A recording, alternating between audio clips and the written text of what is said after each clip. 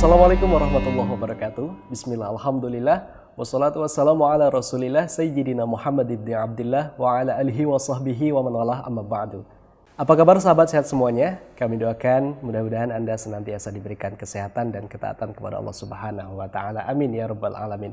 Baik, alhamdulillah hari ini kita bisa berjumpa kembali di program Bincang Sehat. Selama 1 jam ke depan, tentu kita nanti akan belajar seputar dunia kesehatan. Bersama narasumber kita hari ini ada Dr. Muhammad Firdaus MMR. Kita langsung saja sapa beliau. Assalamualaikum dokter. Waalaikumsalam warahmatullahi wabarakatuh. Gimana kabarnya dok, sehat? Alhamdulillah. Alhamdulillah sehat, Masya Allah. Mudah-mudahan sehat terus dan bisa istiqomah Amin, terus amin, ya, Allahumma menyampaikan ilmu-ilmu seputar kesehatan. Amin, amin. Baik dokter, alhamdulillah hari ini kita bisa berjumpa di program Bincang Sehat. Tentu kita akan belajar seputar kesehatan, dan satu hal yang akan kita angkat untuk hari ini yaitu tentang virus corona, yang mana virus ini menjadi viral. Bahwasanya sudah kita tahu pasti virus ini berasal dari negeri tirai bambu Cina sana, dan sekarang juga sudah masuk di negara kita. Tentu ini menimbulkan problem dan polemik dok. Nah, sebetulnya apa itu virus corona dan seberapa bahaya dokter? Mungkin dokter bisa menjelaskan. Baik, silakan dok. Baik, terima kasih. Jadi tema kita kali ini adalah corona ya. Betul. Jadi memang betul corona ini sudah menyita energi masyarakat. Semua orang panik, semua orang ketakutan.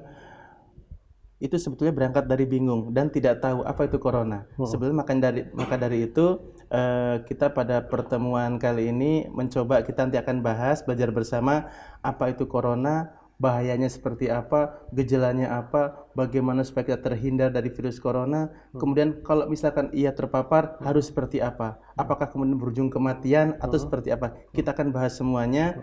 Mudah-mudahan dengan kita tahu, kita paham, kita akan mengurangi ketakutan kita, mengurangi psikologis yang sangat menyita energi ini, dan itu sebetulnya tidak langsung berpengaruh terhadap daya tahan tubuh masyarakat itu sendiri. Jadi betul, kepanikan yang tidak perlu ini membuat daya tahan tubuh itu menurun, terkuras. Padahal salah satu faktor yang menyebabkan daya tahan tubuh kita itu ya salah satunya adalah faktor psikologis. Nah, jadi seseorang itu sudah makan bergizi, tidur cukup, tetapi misalkan ada kepanikan, ada ketakutan luar biasa, tidak bisa tidur, jatuh juga daya tahan tubuhnya. Jadi mudah-mudahan acara ini nanti bermanfaat mengurangi kepanikan. Amin, insya Allah. Jadi apa yang harus kita lakukan? Jangan sampai kita paranoid. Paranoid itu yang harus kita hindari. Paranoid, saling menyalahkan, itu yang terjadi di masyarakat. Baik, kita akan pertama, apa itu corona, ya kan? Virus corona itu sebenarnya bukan virus yang baru. Jadi corona itu adalah keluarga virus yang jumlahnya ratusan sebetulnya. Ratusan strain itu jenis virus. Jadi virus itu ada nama-namanya nanti. Termasuk yang sudah lebih terkenal duluan, sudah viral duluan, yaitu MERS di Timur Tengah, dan SARS yang heboh pada tahun 2000-an ya, awal 2000-an. Nah, kali ini ada COVID-19, yaitu ya nama baru keluarga baru dari virus corona. Betul. Nah, virus corona ini sebetulnya dia dicurigai ditularkan dari hewan.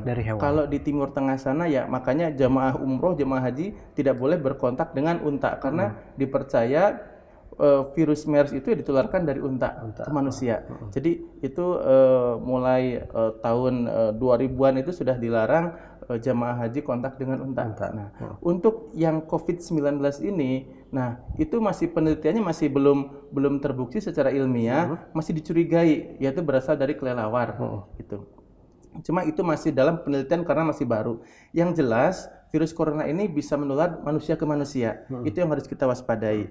Nah, yang jadi poin penting adalah kalau 3 bulan yang lalu virus itu cuma berada di Wuhan sana, di China. Di China ya dok ya? Di Tiongkok. Kemudian dengan beberapa pekan kemudian langsung menyebar ke beberapa negara. Pekan kali ini sudah masuk di Indonesia. Heboh Indonesia. Iya. Termasuk di kota-kota yang jauh dari ibu kota, seperti Cirebon, itu sudah masuk ke kategori KLB karena ada 1 pasien terkonfirmasi virus corona COVID-19 itu sudah masuk definisi KLB, kejadian luar biasa. Dan pemerintah daerah sigap langsung menyatakan ini KLB, kemudian beberapa institusi pendidikan meliburkan, itu kebijakan. Kemudian ada peraturan daerah yang menghimbau tidak ada acara-acara yang mengumpulkan banyak orang, rapat-rapat bisa dipending, kemudian acara-acara rutin, majelis seperti itu, termasuk kegiatan Al-Bajah sendiri. Guru kita Buya Yahya meniadakan dulu pengumpulan jamaah majelis, tetapi tetap bisa disimak melalui streaming Al-Bajah TV. Insya Allah jadi tidak kehilangan suatu rutinitas yang memang rutin kita simak, dan insya Allah banyak hikmah. Kata guru kita Bu Yahya bahwa dengan salah satunya hikmah harus nontonnya lewat streaming itu, nanti rumah kita akan yang tadinya berangkat cuma mungkin kepala keluarganya dan istrinya, sekarang anak-anaknya lihat. Insya Allah keluarga yang tetangga-tetangga nyimak juga. Ya, mudah-mudahan berkahnya itu. Amin. Ya, memang di setiap kejadian, di setiap sesuatu yang secara dohir pun negatif, sebetulnya ada hikmah-hikmah yang bisa kita ambil. Ya, walaupun hikmah sebetulnya walhu alam, yang tahu hanya Allah. Cuma kita sebagai manusia wajib ngambil hikmah-hikmah yang dari sisi positifnya, insya Allah. Nah, kembali ke corona, COVID-19 tadi. Jadi COVID-19 sudah masuk Indonesia. Artinya definisi orang dalam pemantauan yang tadinya adalah hanya orang yang baru pulang dari Hong Kong, dari China, dari luar negeri, yang memang diduga negaranya sudah mewabah di sana virus corona, sekarang definisinya semua orang yang berasal dari kota-kota yang sudah terjangkit. Dan pemerintah daerah sudah sigap dengan menerapkan kejadian luar biasa. Artinya semua warning. Ya, jadi penduduk dari masyarakat yang sudah kotanya itu di situ ada wabah, dikatakan wabah, padahal mungkin baru 1 atau 2, tetapi itu sebetulnya sudah bisa mewakili bahwa sebetulnya itu puncak gunung es. Ya, kalau ada 1 terkonfirmasi positif, itu bisa dikatakan sangat mungkin ribuan, mungkin sampai ratusan ribu orang positif. Analoginya gini, kalau ada orang positif di rumah sakit umum daerah, 1 orang positif, oke, dia selesai kontak dengan siapa saja tadi di luar. Oke, dia sholat misalkan di suatu masjid, maka saf pertama orang itu tadi sholat, yaitu bisa dikatakan masuk kategori ODP, orang dalam pemantauan. Iya, karena apa? Ya berasal dari suatu wilayah yang di situ ada virusnya. Iya. Nah, itu yang kemudian kita harus waspada, harus meningkatkan kepedulian kita. Alhamdulillah dengan virus ini hikmahnya apa? Jadi saat kami itu melakukan penyuluhan sebelum ada virus ini, itu sulit Kang Ajam. Penyuluhan merokok, penyuluhan cara hidup sehat, itu seakan-akan sesuatu yang ya mungkin didengar tapi tidak kemudian diingat gitu ya. Tidak dipraktekkan. Tapi subhanallah, dengan adanya wabah ini semua orang bertanya, "Dok, bagaimana biar hidup sehat? Dok, bagaimana supaya tidak tertular? Dok, bagaimana dok supaya daya tahan tubuhnya baik?" Nah, semua orang seperti diingatkan. Ya, kami jawab, kita Muslim, ada manusia di bumi yang paling sehat. Siapa? Rasulullah. Ya. Contoh aja Rasulullah, dari bangun tidur sampai tidur lagi, lakukan semuanya, insya Allah kita akan sehat. Nah, gitu kan? Ya, analoginya gini, kalau Kang Ajam beli mobil baru atau motor baru, biar awet, gimana? Patuh sama pedoman perawatan, ya kan? Yang bikin pedoman perawatan siapa? Pabriknya. Yang tahu, yang bikinnya kan? Kalau manusia yang bikin siapa? Allah. Terus pedomannya apa? Allah turunkan sama, yaitu Al-Quran, dan contoh implementasinya adalah Rasulullah SAW. Jadi kalau ingin sehat, ikuti saja semuanya. Dari bangun tidur sampai tidur lagi, cara makan, cara minum, bagaimana kemudian Rasulullah memperhatikan bagaimana olahraga, kemudian termasuk adalah sedekah Rasulullah yang dikatakan Rasulullah ternyata benar. Apa? Bab taun. Taun itu adalah suatu wabah yang merebak di suatu wilayah. Ya, bagaimana sabda Rasulullah? Jadi kalau ada suatu wilayah itu ada wabah di situ, tidak boleh keluar orang dari wilayah tersebut. Itu kan yang diterapkan oleh China. Begitu China itu ada wabah, langsung tutup kotanya. Ya kan? Semua orang tidak bisa keluar. Ya, bahkan yang mau masuk pun sulit juga. Ya, artinya itu kan Rasulullah. Sallallahu Iya. alaihi wasallam. Diimplementasikan orang yang bukan muslim. Baik, Ya, baik, baik. Masya subhanallah. Jadi, nah, begitupun nanti di Indonesia, di kota-kota kita ini. Jadi, sebetulnya kalau ada suatu kota memang sudah KLB wabah corona, sebetulnya tidak boleh ada orang keluar dari kota tersebut. Sebetulnya begitu. Baik. Nah, kemudian ada hubungannya apa? Korelasinya saya cerita begini. Kenapa ada himbauan kurangi dulu kontak, kurangi dulu bersalaman, kurangi dulu berkumpul dengan kepadatan kerumunan orang. Betul. Harusnya kan idealnya kalau orang yang ada di wilayah yang sudah wabah itu tidak boleh keluar. Tapi di kita masuk akal nggak melarang orang keluar dari suatu wilayah? Tidak juga. Tidak mungkin. Akhirnya apa? Kita sebagai kewaspadaan diri, ya sudah, anggap saja semua orang di sekitar kita itu dia berasal dari kampung yang sudah ada wabah coronanya. Masya Allah. Makanya jangan disentuh.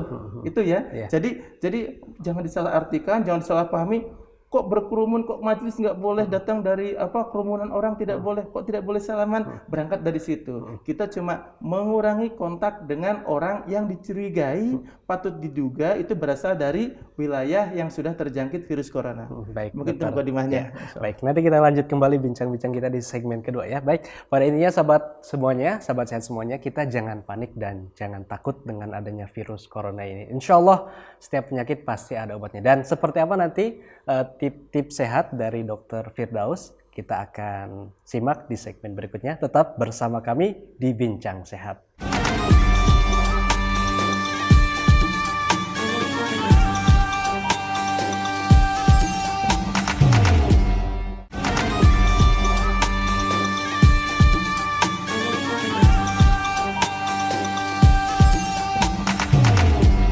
Baik sahabat Bincang Sehat, kita kembali di program Bincang Sehat untuk edisi hari ini. Dan tadi kita sudah membahas tentang virus corona. Pada intinya yang disampaikan oleh Dr. Muhammad Firdaus, kita jangan panik dan jangan takut. Akan tetapi yang namanya penyakit mungkin selalu menghadirkan kekhawatiran dan juga ketakutan di masyarakat. Dan kita akan lebih tahu lagi, berbicara lebih lanjut lagi bersama Dr. Muhammad Firdaus, seperti apa bahaya daripada virus corona ini. Baik, dokter. Tadi kan dokter sudah menyampaikan untuk tidak khawatir dan tidak takut, karena kekhawatiran dan ketakutan itu ternyata bisa mempengaruhi sistem daya tahan tubuh kita. Akan tetapi dengan masifnya penyebaran virus corona ini tentu membuat sebagian orang juga ada yang khawatir dan takut karena menganggap virus ini berbahaya. Seperti apa bahayanya virus ini, dokter? Baik, sebetulnya kalau dari data sampai saat ini itu angka kematian, angka yang terparah dari yang terjangkit virus corona positif itu masih kisaran 3-4% saja. Artinya dari 100 orang yang positif itu hanya 3 atau 4 orang saja yang meninggal dunia. Dan itu pun ternyata meninggalnya itu memang sudah ada penyakit sebelumnya.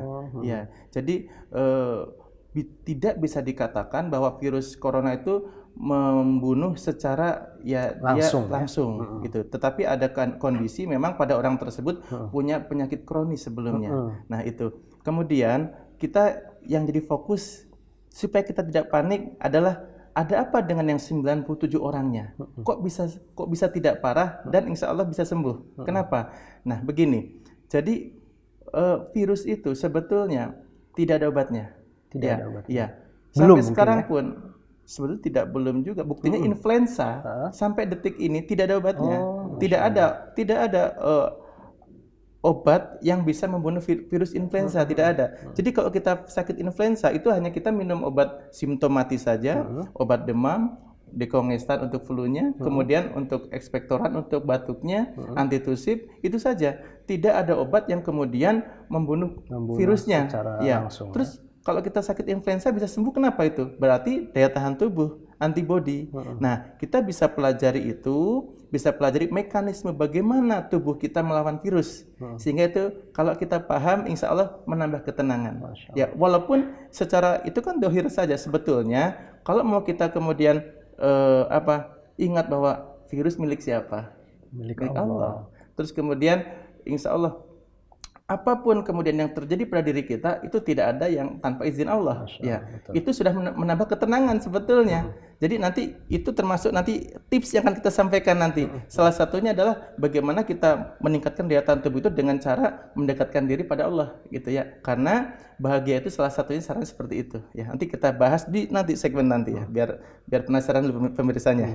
Nah, gini. Jadi tadi kita mau jelaskan bagaimana antibodi di tubuh kita itu melawan virus. Jadi begini, saat virus itu, misalkan seseorang itu ternyata terpapar virus, nggak sengaja, dia tuh udah sekuat tenaga bagaimana tidak terpapar, tidak terinfeksi virus. Akhirnya terinfeksi juga misalkan. Apakah itu akhir dari dunia? Tidak ternyata. Jadi gini, virus itu begitu masuk ke tubuh kita, ya dia pertama misalkan masuk, saluran pernapasan bagian atas. Ya nanti gejalanya palingnya bersin. Kemudian nanti hari kedua sakit tenggorokan, ada batuk pilek begitu, dan itu tubuh sedang mengaktifkan proses pembentukan antibodi.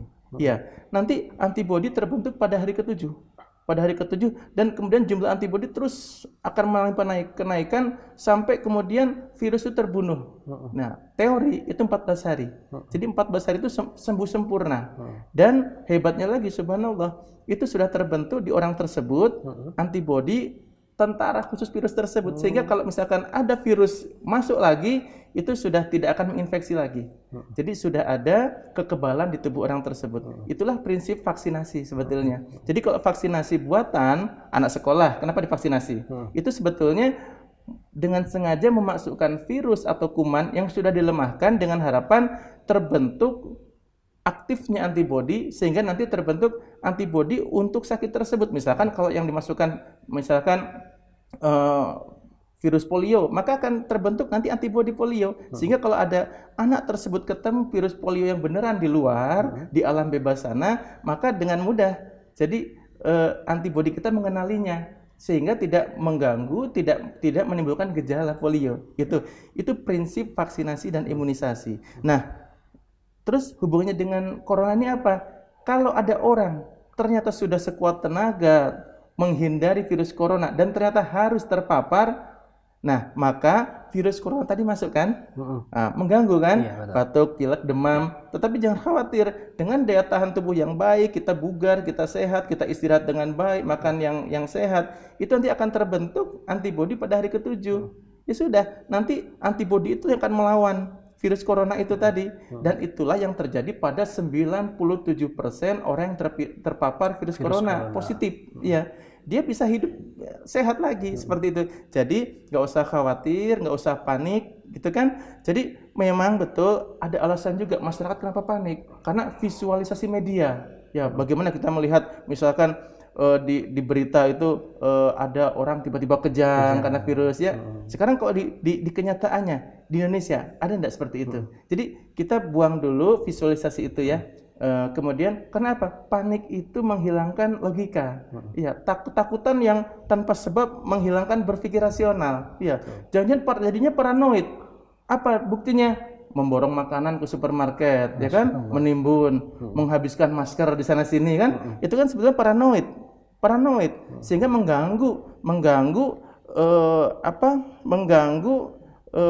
tatanan masyarakat sebetulnya. Ya, bagaimana masker kemudian ada di satu tempat banyak, kemudian orang lain nyari susah kan gitu kan, mengganggu tatanan. Ya, itu dari apa? Dari ketidakpahaman, dari ketidaktahuan. Sebetulnya kalau semua orang tahu, oh ternyata virus itu begini. Kita sudah sekuat tenaga, bagaimana nanti cara steril kita, bagaimana supaya tidak tertular. Nanti kita ada tips-tipsnya supaya kita terhindar dari virus. Kemudian ternyata kalau qadarullah kita ternyata terinfeksi virus, apa yang harus kita lakukan? Apa yang harus kita lakukan? Apakah panik? Harus kemana? Nah, itu nanti kita sampaikan. Kita akan bahas bahayanya dulu. Jadi bahayanya itu jika seseorang itu terinfeksi virus, tetapi orang tersebut mempunyai sakit-sakit kronis sebelumnya, misalkan dia punya asma, punya bronchopneumonia yang sudah lama, atau mungkin punya gangguan pembentukan daya tahan tubuh, misalkan orang-orang dengan virus HIV, itu kan orang tidak bisa membentuk antibodi. Nah, pada orang tersebut harus waspada. Bukan berarti orang yang sehat tidak waspada, tetap waspada, tetapi tidak sampai kemudian panik, paranoid, gitu kan? Artinya gini, kalau misalkan seseorang punya kewajiban keluar rumah misalkan, ya sudah, pakai alat pelindung diri, makan yang sehat, Kalau capek istirahat, kalau ngantuk tidur, tidak melakukan hal-hal yang di luar kemampuan, kemudian tidak melakukan hal-hal yang di luar batas. Itu kan menjaga daya tahan tubuh kita supaya kita tuh fit, tetap bugar. Kalau ngantuk jangan bekerja, istirahat saja. Itu kan salah satu cara kita untuk melindungi diri kita. Kalau daya tahan tubuh kita baik, insya Allah. Kemudian pakai alat pelindung diri, pakai masker. Kemudian mentaati himbauan pemerintah, tidak ikut ke kerumunan banyak orang. Nah, itu kalau kita taati, itu udah dikatakan berarti kita sudah melaksanakan melindungi diri kita secara maksimal. Toh ternyata tidak ada yang sempurna usaha kita. Nggak bisa 100%. Karena apa? Begini, misalkan kita sudah pakai masker. Secara nggak sengaja ini juga kita sampaikan bahwa penularan lewat media apa saja itu penting sekali. Jadi virus corona itu kenapa bahaya? Dikatakan sangat mewabah karena penularannya sangat mudah. Jadi misalkan seseorang itu dia positif corona, membawa di tubuhnya itu virus corona, maka dia kalau misalkan bersin, maka radius 1,5 meter itu infeksius. Dan virus corona itu secara ilmiah penelitian dia bisa hidup selama 4 atau 5 hari di suhu ruangan. Itu suhu berapa, Dok? Suhu ruangan 24, 25, 26. Artinya bisa ada di meja ini, bisa ada kemudian di gagang pintu rumah sakit, ada kemudian di tangga-tangga mal. Pokoknya bagian-bagian benda yang kemudian bisa diduga dipegang oleh banyak orang, itu di situ sangat berpotensi menjadi media penularan virus. Nah, makanya kenapa kita himbauan pemerintah mengurangi kontak, mengurangi salaman, cipika-cipiki, karena dikhawatirkan apa? Kita tuh kan mobilitasnya tinggi. Kita semua barang bisa kepegang dengan nggak sengaja. Betul. Nah, dengan kita mengurangi kontak, itu artinya kita mengurangi potensi penularannya. Iya. Karena kemudian disarankan banyak cuci tangan. Iya. Dan cuci tangan itu menjadi cara yang masih ampuh untuk menekan, merendahkan potensi tertularnya seseorang dari virus corona. Ya itu tadi, karena kita tidak sengaja megang sesuatu benda yang bisa dipegang di umum, uang, ya kan? Uang, kemudian barang-barang yang umum saja, ya di luar sana, kalau kita belanja atau kita megang misalkan angkutan umum, ya kita nggak sengaja, kita di tangan kita ini membawa virus, makanya harus sering-sering cuci tangan. Ya, hikmahnya sih semua orang jadi diingatkan bahwa menjaga kesehatan, kebersihan itu penting gitu ya. Ini, jadi selama ini kalau anadobatu minal iman tuh ya seakan-akan slogan biasa, sekarang tuh semua orang tuh praktek. Belanja sanitizer, hand sanitizer, ya kan? Bikin wastafel di sudut-sudut ruangan instansi pemerintah gitu kan. Jadi semua orang itu cuci tangan, tanya coba. Berapa kali cuci tangan sehari? Sekarang? Sesering mungkin. Sesering mungkin. Sebelumnya? Jarang kan? Alhamdulillah, hikmah dari corona ini adalah semua orang sekarang care bagaimana hidup sehat. Betul. Ya, jadi bahayanya tadi adalah kalau seseorang itu tadi tidak punya kemampuan membentuk antibodi saja, itu saja. Kemudian setelah bahayanya gejalanya itu sederhana sebetulnya. Gejalanya tidak berbeda dengan gejala influenza, demam, batuk, pilek. Itu yang paling sering ini. Itu gejala umum ya, Dok ya? Gejala umum. Kalau disertai sesak napas baru ini masuk nanti PDP, pasien dengan pengawasan. Pasien dengan pengawasan. Dan ini nanti yang harus kemudian dirujuk ke rumah sakit, ke tempat kesehatan yang bisa kemudian mengambil spesimen. Ya, spesimen. Kalau yang hanya batuk pilek saja itu tadi, itu masuk orang dalam pemantauan saja. Dan tapi diharapkan orang tersebut istirahat di rumah selama 14 hari. Himbauannya seperti itu. Ya mungkin nanti akan disampaikan kenapa ada angka 14 hari, mungkin setelah segmen berikutnya. Baik dokter, terima kasih. Pada intinya sahabat sehat semuanya, virus ini tidak lebih berbahaya dengan virus-virus yang lainnya seperti influenza dan lain-lain. Jadi tetap untuk selalu jangan khawatir ya untuk Anda semuanya. Insya Allah kita semuanya selalu senantiasa dalam keadaan sehat walafiat. Baik, kita akan sambung kembali di segmen berikutnya. Jangan kemana-mana, program Bincang Sehat akan kembali setelah jeda yang berikut ini.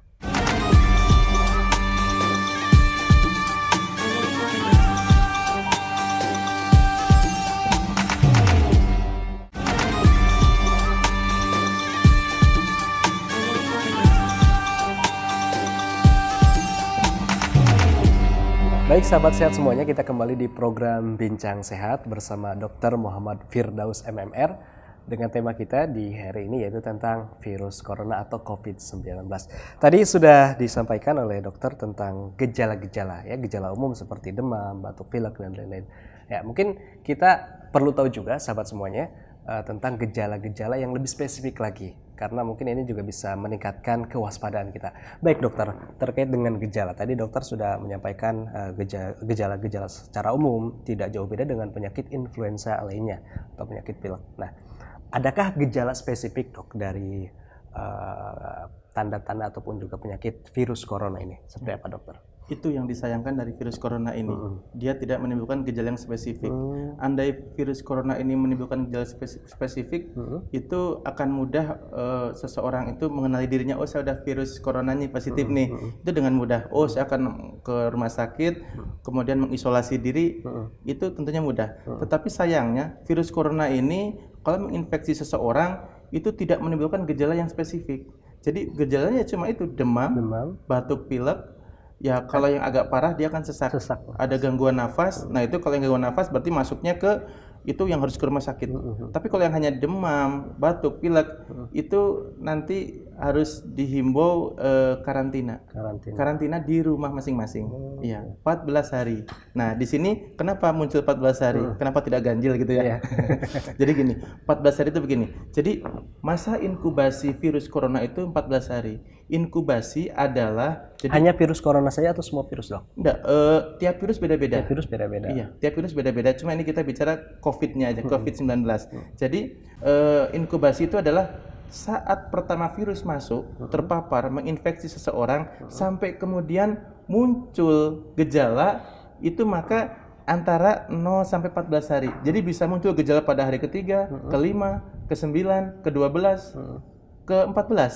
Jadi selama itu masih memungkinkan gejala itu. Jadi gini, kalau misalkan 9 hari pasca terpapar, itu sangat mungkin seseorang belum ada simptomnya, belum ada gejalanya. Dan itu yang bikin bahaya gitu. Iya. Nah, sekarang gini pertanyaannya. Kenapa harus 14 hari? Jadi itu masa inkubasi kan, 14 hari. Terus apa yang harus dilakukan? Jadi kalau kita misalkan mencurigai diri kita ini positif nggak sih? Karena saya tadi itu kumpul-kumpul sama orang yang batuk pilek. Saya tadi di masjid sebelah saya tuh bersin-bersin terus. Padahal kota ini kan sudah positif nih, KLB nih, virus corona. Nah, saya positif tidak ya? Nah, maka untuk menjawab itu, seseorang itu, maka orang yang tadi yang ingin tahu dirinya positif atau tidak itu harus mengkarantina dirinya 14 hari. Jadi 14 hari itu usahakan tidak kontak dengan siapapun, hanya diam di rumah. Nah, kemudian kalau sampai 14 hari ternyata tidak ada gejala-gejala yang memberat dari batuk pileknya, atau mungkin baik-baik saja, artinya bisa disimpulkan negatif virus corona. Jadi 14 hari itu salah satunya adalah cara untuk mendiagnosa sebetulnya, menegakkan diagnosa secara sederhana gitu. Selain untuk ya tentunya mengurangi laju penyebaran. Ya, kan itu ada himbauan. Makanya sekolah diliburkan itu kan untuk satu mengerem penyebaran, keduanya ya sebetulnya untuk memastikan bahwa orang-orang ini ternyata steril semuanya. Nah, itu harus ditaati makanya. Jadi sekarang masalahnya begini. Karena banyak orang salah paham mengenai 14 hari. Sekarang gini, misalkan si fulan ini diliburkan dari kantornya 14 hari. Ternyata hari kedua dia ke pasar, hari ketiga dia Jumatan misalkan, hari keempat dia misalkan pergi ke tempat-tempat yang ramai, pasar malam, hari keenam ke pantai. Sebetulnya arti 14 harinya jadi gugur untuk menegakkan diagnosa. Karena apa? Jadi sangat mungkin dia saat di luar sana terpapar kontak dengan orang-orang yang positif. Maka masa inkubasi itu mundur lagi. Jadi misalkan gini, si fulan itu ternyata dalam masa liburannya 14 hari, pada hari kelima dia ke pantai. Ketemu banyak orang, di situ ada orang batuk, orang bersin, megang sesuatu yang ya di situ mungkin kemungkinan dipegang banyak orang. Maka untuk memastikan dia tidak tertular, dia negatif virus, maka 14 hari setelah hari kelima tadi. Jadi mundur lagi sebetulnya. Sampai hari ke-20 berarti gitu. Begitupun terus, kalau orang tidak taat, masih keluar rumah kontak dengan banyak orang, ya sudah, artinya sia-sia 14 harinya. artinya sia-sia 14 harinya. Makanya kalau di luar negeri itu karena kulturnya itu semua orang taat ya. memperhatikan kesehatan. Contoh dengan negara maju, misalkan di negara maju itu, misalkan di suatu kelas ada yang flu aja influenza, jadi disuruh libur seminggu, gitu. Karena apa? Itu sudah menjadi warning. Jadi kalau ada virus flu di situ, sangat mungkin bakal menularkan semua murid yang lain, ya kan? Kalau di Indonesia kan tidak, ya kan biasa saja. Dan bahkan orang tua pun merasa tidak khawatir anaknya kemudian di sampingnya batuk, pilek, makan bareng gitu. Ya itu kultur kita. Ya tentunya kalau kita akan menerapkan misalkan apa yang dilakukan oleh negara maju dan kemudian di sini tentunya akan kesulitan. Di negara maju lockdown misalkan. Semua orang mengisolasi dirinya, misalkan gitu kan. Tidak ada kehidupan pasar, semua tutup semua. Di kita mungkin nggak mungkin, iya, karena satu penduduknya juga lebih banyak dari mereka. Yang keduanya, ya tanda petik ya sebagian kecil susah diatur. Artinya buktinya apa? Liburan sekolah yang harusnya itu diam diri di rumah, malah di pantai, kan? Di pantai, di tempat-tempat keramaian, kan itu kan. Jadi ya sudah, artinya ini yang harus jadi catatan kita bahwasanya kita itu kalau sekuat tenaga pun kita menghindar dari virus, ada banyak celah. Jadi siapkan diri kita kemungkinan terburuknya, yaitu apa? Tervaksinasi alami. Ya, maksudnya paham? Vaksinasi alami, ya kita terpapar. Ya, apakah bahaya? Tidak juga. Jadi gini, kalau andai kita sudah melakukan hal-hal menjaga tubuh kita dari virus, kemudian terpapar juga karena memang masyarakat yang luar biasa, mobilitasnya sulit diatur, kemudian semua orang tidak mematuhi, tidak paham mengenai bagaimana mencegah ini penyebaran virus, maka sangat mungkin kita tuh mudah terpapar juga gitu. Misalkan kalau Kang Ajam sekarang mengisolasi diri, karantina di suatu ruangan tertutup, aman. Tetapi kan Kang Ajam harus melakukan tugas kifayah kan? Iya kan? Ngajar di sana sini, MC segala macam, megang mic, belum lagi berinteraksi dengan banyak orang, itu sudah kemungkinan terpapar, sangat mungkin terpapar. Jadi ya kita tadi kalau kita sudah ibaratnya gini, saya membagi dua, saya membagi bagaimana menyikapi virus ini dengan dua rencana. Ya, rencana pertama adalah apa? Satu, kita sekuat tenaga membuat diri kita steril. Setelah itu tempat kerja kita steril, keluarga kita steril, lingkungan kita steril. Bagaimana caranya? Itu tadi, taat. Apapun himbauan pemerintah kita taati. Iya, kita ikutin. Pakai masker, kemudian tidak bepergian ke tempat yang ramai, itu ikutin. Ternyata kalau kemudian kita terpapar juga karena mobilitas kita yang memang sulit untuk direm, kita terpapar juga, akhirnya rencana B, plan B. Apa?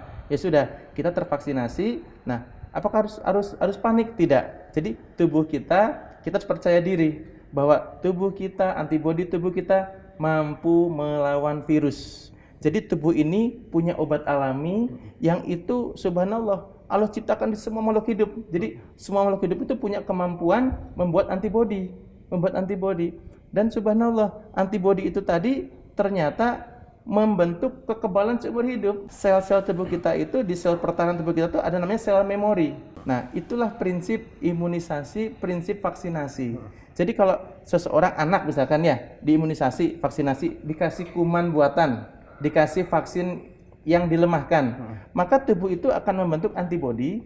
Kemudian di sel memorinya tadi mengingat, oh saya pernah diinfeksi oleh virus ini, sehingga dia akan mengenali seumur hidup. Kalau ada virus yang sama, maka sebelum membuat simptom, membuat gejala mengganggu, maka sudah terbunuh oleh tadi, karena punya pertahanan tubuh yang baik. Ya, yaitu perbedaannya antara pertama terinfeksi dengan kalau terinfeksi kedua. Jadi kalau pertama terinfeksi itu nanti antibodi terbentuk hari ke-7. Tadi seperti yang kita bahas di segmen awal tadi.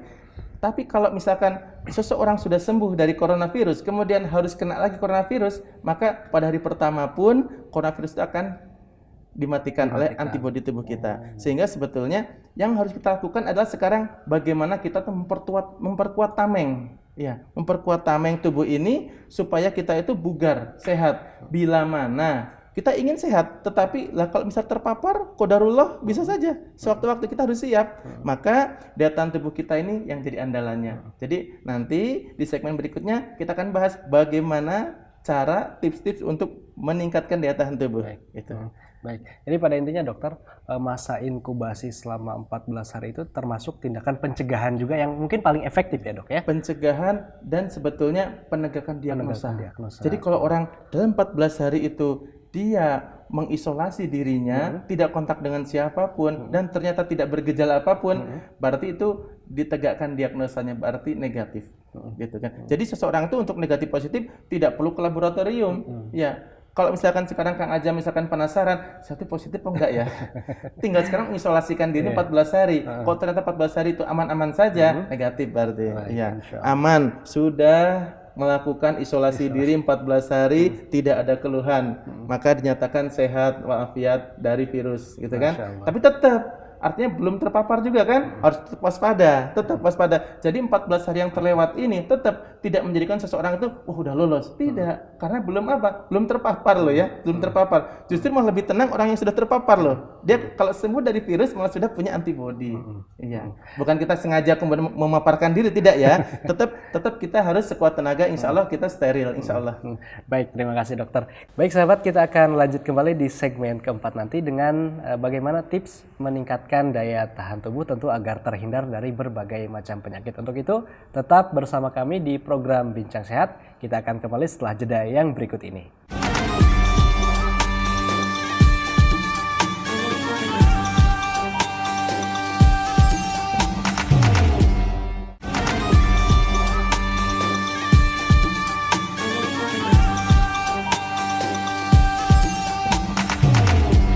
Baik sahabat Bincang Sehat, kita kembali di program Bincang Sehat untuk episode kali ini membahas tentang virus corona. Tadi di segmen sebelumnya dokter sudah menjelaskan tentang gejala yang lebih spesifik, ternyata memang tidak ada. Kemudian juga ada beberapa tindakan pencegahan ya, salah satunya itu adalah inkubasi selama 14 hari. Kemudian salah satu pencegahan yang paling efektif adalah tentu meningkatkan daya tahan tubuh. Dan kita akan berbincang lebih lanjut bersama dokter tentang bagaimana dokter meningkatkan daya tahan tubuh agar tentunya kita terlindung dari yang namanya penyakit, salah satunya virus corona ini dokter. Silakan. Baik, ini yang menarik.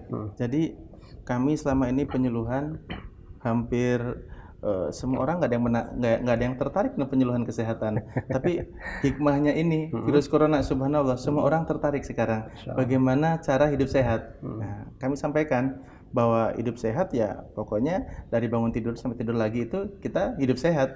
Ya, kalau bisa kita hidup sehat ala Rasulullah, ya kan? Itu semuanya sebetulnya ya semuanya kembali ke sana. Ya. Bagaimana cuci tangan, membersih an-nadhafatu minal iman. Jadi kebersihan itu bagian dari iman. Selama ini orang itu cuci tangan paling kalau mau makan. Sekarang tidak. Habis keluar rumah cuci tangan. Dikit-dikit lihat wastafel cuci tangan, kan gitu ya. Kenapa pentingnya cuci tangan dalam pencegahan penyebaran virus corona? Jadi itu tadi bahwa salah satu penyebaran virus corona itu melalui droplet, melalui bersihnya seseorang. Jadi pola hidup sehat itu prinsipnya 3. 1, pola makan yang baik dan benar. Ya, halalan toiban. Kalau bahasa syariahnya halalan toiban. Kita seringkali makan itu melihat halalnya saja, tapi toibnya tidak. Dari mana? Indikasinya adalah kita tidak terlalu mementingkan gizi. Ya. Bagaimana seseorang itu sudah makannya lauknya karbohidrat, nasinya karbohidrat, kerupuknya karbohidrat semua. Nah, sekarang dengan wabah ini semua orang ingin tahu bagaimana sih sebetulnya makan yang sehat. Nah, makan yang sehat itu harus 4 sehat 5 sempurna. 4 sehat 5 sempurna itu apa? Ya artinya menunya itu harus lengkap. Ada sayurnya, ada buah, ada protein hewani, ada protein nabati, ada karbohidrat. Dilengkapi nanti 5 sempurna dengan susu. Jadi susu itu makanan pelengkap. Jadi kalau kita kembali ke manfaat susu, jadi susu itu makanan terbaik, ya, makan terbaik. Allah Subhanahu ciptakan ASI. ASI itu jadi seorang bayi terlahir 3 kilo sampai berat badan 12 kilo hanya dengan ASI saja. Artinya tidak perlu makanan lain. Artinya ASI itu sudah memenuhi semua standar gizi dari A sampai Z yang dibutuhkan pertumbuhan kita. Cuma kan ASI itu kan terbatas waktu. Ya, seseorang paling umur 3 tahun, 4 tahun sudah berhenti ASI. Gimana melanjutkannya? Allah ciptakan susu dari hewan, dari ternak, dari kambing, dari susu sapi, ya kan? Nah, itu sebetulnya itu untuk menutup barangkali ada makanan-makanan yang memang tidak lengkap secara gizi. Kan kita kalau makan misalkan menu sarapan pagi, nggak mungkin kita tuh bisa memastikan proteinnya lengkap, kemudian gizinya lengkap. Nah, kita sempurnakan dengan susu. Yang kedua adalah istirahat cukup. Jadi istirahat cukup ya. Jadi tidur yang cukup, bukan tidur terus tapi tidur cukup ya. Jadi kalau badan kita misalkan terasa lelah, terasa misalkan ngantuk, ya sudah ikuti saja. Ikuti saja, artinya tubuh kita meminta haknya. Iya. Jadi sebetulnya rasa lelah itu sebetulnya rezeki. Jadi lelah itu menandakan bahwa itulah batas kemampuan fisik kita. Contoh misalkan kaki kita ini bugar nih. Saya akan berjalan ke timur terus. Maka nanti akan di kilometer tertentu kaki saya akan sakit. Nah, itu sebetulnya ngasih tahu ini loh batasnya. Ya, harus segera cari kursi istirahat gitu kan. Nah, banyak dari kita itu tidak mengindahkan itu. Dikira bahwa nyeri ini ya saya harus cari obat. Ini penyakit gitu kan. Makanya pas badan lelah itu datang ke dokter, "Dok, apa dok obat yang bisa menghilangkan pegal?" Ya, kami sampaikan pegal itu sebetulnya rezeki. Jadi pegal itu tanda bahwa seseorang itu ya batas kemampuannya sudah terlewati, harusnya istirahat. "Dok, tapi harus saya bekerja dok, harus menyelesaikan tugas, saya sehari sekian jam." Oke, kalau begitu tingkatkan ambang batas kemampuan tubuh kita itu dengan cara apa? Olahraga, melatih. Itu salah satu meningkatkan ambang batas kemampuan fisik tubuh kita. Jadi yang pertama tadi pola makan harus sehat, yang kedua istirahat, yang ketiga kelola faktor stres. Nah, faktor stres ini sangat mempengaruhi kebugaran tubuh kita. Kang Ajam bisa rasakan misalkan kalau sedang cemas, sedang gelisah, sedang takut, maka seluruh badan ini terganggu sebetulnya. Nafsu makan hilang, irama jantung tidak teratur, gelisah, sulit tidur, kemudian menambah mudah lelah, kemudian tidak semangat dalam bekerja, itu semuanya. Makanya sebetulnya kita harus melatih mengelola stres kita supaya dalam setiap saat kita tuh positif terus moodnya. Ya, kita merasa ceria terus, bahagia terus, itu harus begitu. Ya, jadi kalau kami sering di klinik, banyak orang nanya, "Dok, gimana saya harus bahagia dok? Masalah saya begini-begini." Ya kan? Saya sampaikan bahwa kalau ibu harus bahagia kok pakai syarat, ya sampai akhir hayat nggak akan bahagia-bahagia, gitu kan? Jadi bahagia itu adalah mensyukuri saja apa yang sedang ibu hadapi, sedang ibu miliki, sedang ibu kemudian kesulitan-kesulitan yang semuanya itu sebetulnya adalah qadarullah, gitu kan? Artinya kalau kita banyak mengeluh, itu sebetulnya kalau mau bahasa nggak sopan ya, sedang nggak setuju dengan apa yang Allah timpakan sebetulnya, protes. Kita bicara itu ya, tapi memang ada hubungannya dengan kesehatan. Jadi ada hubungannya dengan kesehatan. Seseorang yang bersyukur, yang hidupnya tenang, nyaman, merasa kemudian merasa tenang gitu ya, itu lebih cenderung sehat. Jadi tubuh kita tuh ada 2 hormon dominan. Jadi pertama hormon endorfin, hormon sehat. Dia akan keluar saat kita merasa senang, merasa bahagia, kan gitu. Nanti itu efeknya apa? Daya tahan tubuh. Jadi kalau yang misalkan kita sedang bahagia, maka semua fungsi tubuh kita, metabolisme itu baik. Tapi sebaliknya, kalau kita misalkan ada dalam kecemasan, ketakutan, kekhawatiran, mengeluh, itu yang keluar apa? Hormon stres.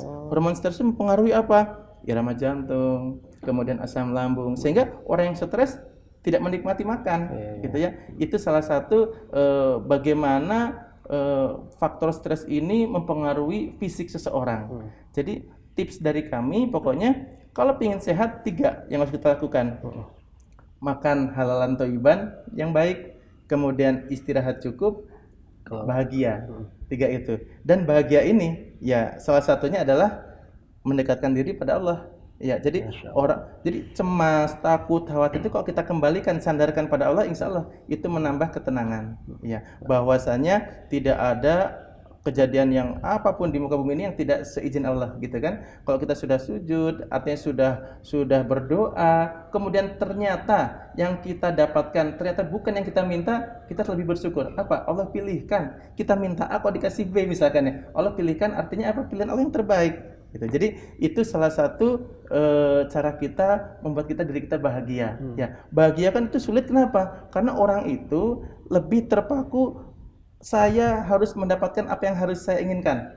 Ya. Semua orang harus sesuai dengan apa yang kita inginkan. Ini sesuatu yang nggak mungkin, gitu kan? Jadi bahagia itu salah satunya adalah ya husnudzon pada Allah. Yang penting kami katakan, ibu sudah berusaha, berikhtiar, berdoa, ternyata kok minta A dapatnya B, alhamdulillah. Nah, itu salah satu cara bersyukur. Kok udah demikian sehat.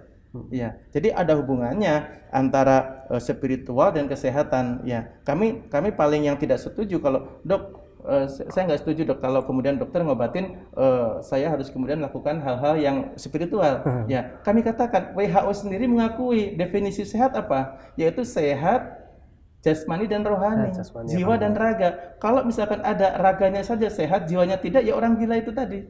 Iya kan? Ya, jadi WHO sendiri mengakui bahwa sehat itu adalah secara lahir batin. Ya, artinya kalau ada orang bugar, fisiknya kuat, tetapi batinnya mengeluh terus, cemasan, tidak bisa tidur, itu tidak dikatakan sehat, harus berobat. Ada itu masuk ke kategori nanti gangguan jiwa, gitu kan? Nah, itu yang kita tidak sadari di masyarakat, bahwa orang itu cenderung ngebatin fisik dohirnya saja, pusing, batuknya, pileknya, tetapi tidak ngebatin cemasnya. Padahal sakit-sakit dohirnya itu akibat cemas, gitu ya. Mudah-mudahan kita ya dimampukan oleh Allah dengan terus kita kemudian memampukan diri kita mudah bersyukur. Bagaimana caranya kita bersyukur? Mudah-mudahan bisa bahagia dan akhirnya berkontribusi terhadap kekebalan tubuh kita semakin baik. Gitu. Masya Allah. Baik, Masya Allah dokter, karena mungkin waktu juga yang harus membatasi jumpa kita untuk hari ini, maka mungkin saatnya kita akhiri bincang sehat kita untuk edisi kali ini. Pada intinya sahabat sehat semuanya, dengan adanya virus corona ini ada hal yang harus kita lakukan. Yang pertama pasti kita jangan takut, jangan panik, jangan khawatir seperti tadi yang sudah disampaikan oleh dokter. Kemudian juga yang paling penting adalah kita untuk selalu senantiasa meningkatkan pola hidup sehat atau berperilaku pola hidup sehat. Insya Allah dengan dua hal ini yang kita lakukan, tidak khawatir, tidak cemas, kemudian juga selalu senantiasa meningkatkan pola hidup sehat, insya Allah penyakit jauh dari kita, insya Allah. Baik dokter, terima kasih untuk waktunya. Insya Allah kita berjumpa kembali di episode berikutnya, tentu dengan pembahasan yang lebih menarik lagi di program Bincang Sehat ini. Dan sahabat sehat semuanya, kita akhiri jumpa kita untuk hari ini. Saya Azam, mohon pamit undur diri. Kita tutup dengan wassalamualaikum warahmatullahi wabarakatuh.